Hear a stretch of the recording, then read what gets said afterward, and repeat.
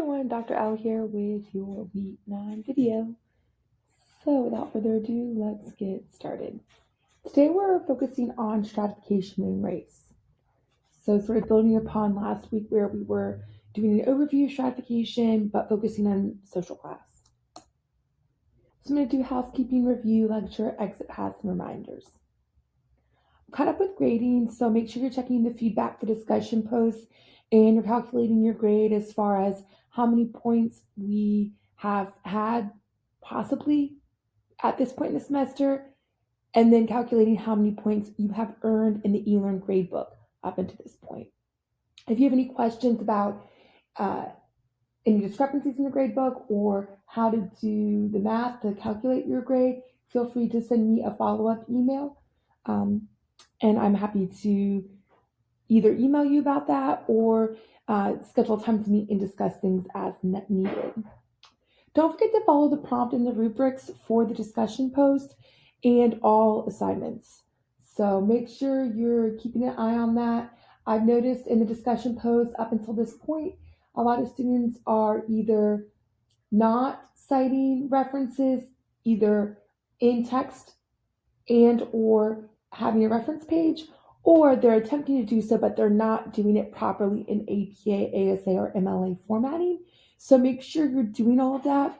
And again, if you don't know how to do that, consider scheduling an appointment at the writing lab or meeting with me to go over how to do things properly, because starting with discussion post 6, I will be grading more thoroughly using that rubric, which includes grammar, spelling, and mechanical things, as well as technical things like having your references, following all parts of the prompt, and using APA, ASA, or MLA formatting. So if you don't know how to do those things, I will be taking off potentially a significant amount of points if you haven't done those things properly. And another thing is make sure you're sticking to around 400 words for your individual posts and you're replying to 2 classmates thoroughly to get the full credit. All right. Also keep in mind my AI policy. So don't have AI think critically or creatively for you. However, you can use AI to help clean up your writing using platforms such as Grammarly to help with grammar, spelling, and things like that. To me, I view AI as a potential way to make education more equitable. So if you never had to write a paper in high school or you weren't taught proper mechanical things related to writing, such as grammar and spelling, AI platforms such as Grammarly can be a way to help ensure you learn how to do those things in your writing, and it sort of levels the playing field so that you're at a similar place in your writing as students who did get that type of support when they were in high school. But I want you to understand our class content and be able to analyze and think critically about that content. So that's why I don't want you using AI for that purpose. And then if you have anything you'd like to share with your classmates, feel free to do so. I know the languages department is teaming up with us here in sociology to host an event on a Wednesday evening coming up later this month in October. So if you're interested in attending that event, feel free to email me and I'll share with you the flyer. If you learn about events like that you think your classmates might be interested in, feel free to send those to me and I will share them out through a classified email. Okay, so just as a review, stratification is the systems of inequity that organize categories of people into hierarchies, which reflects intersecting lines of values and power based on race, class, gender, and other identities. And then we've talked throughout the semester about how things persist across generations.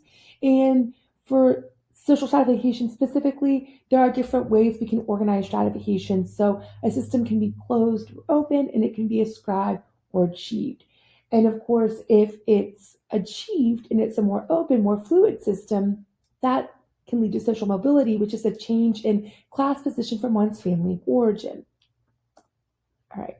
So what does stratification have to do with race? Well, we can also think about how we organize people, and there are power dynamics at play, both in our everyday social interactions, sort of on that micro scale, as well as in a macro, more big picture scale with social institutions based off of race as well. And so this chapter in our textbook really hones in on that. Racism is a set of attitudes, beliefs, and practices that are used to justify the belief that one racial category is somehow superior or inferior to others. So we really start to see how that power dynamic plays out. Now, if racism exists, this can lead to discrimination, which is prejudiced action against a group of people. So, based off of those racist ideologies, sort of doing something about it. Prejudice is biased thoughts based on flawed assumptions about a group of people. So, basically, believing negative, harmful stereotypes about a category of people. And again, a lot of this has to do with the power dynamics at play related to race relations. Now, systemic racism is really focusing in on how racism can and often does impact social institutions.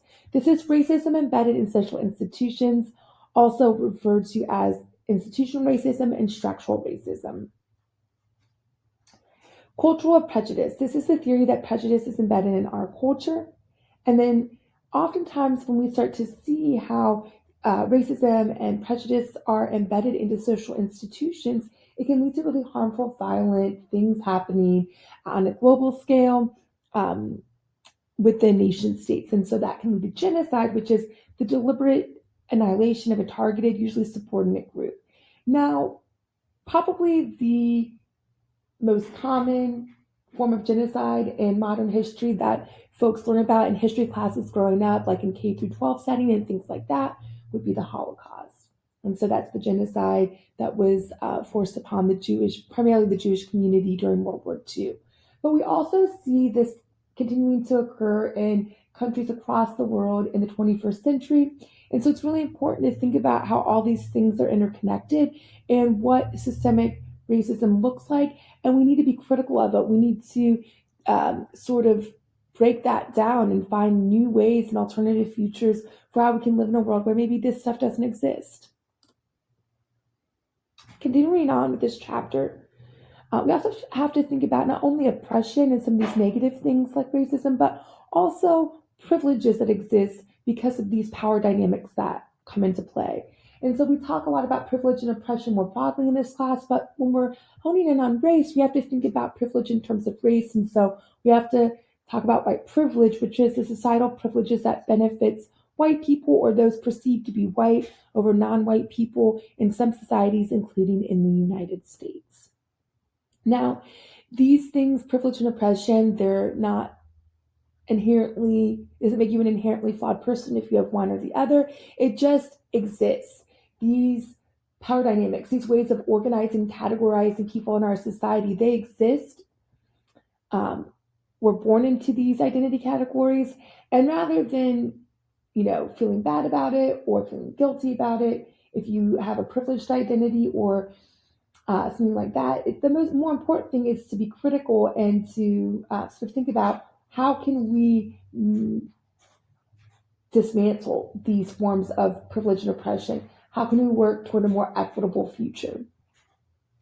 And a lot of that has to do with anti-racism. So being an anti-racist is a person who opposes racism and acts for racial justice.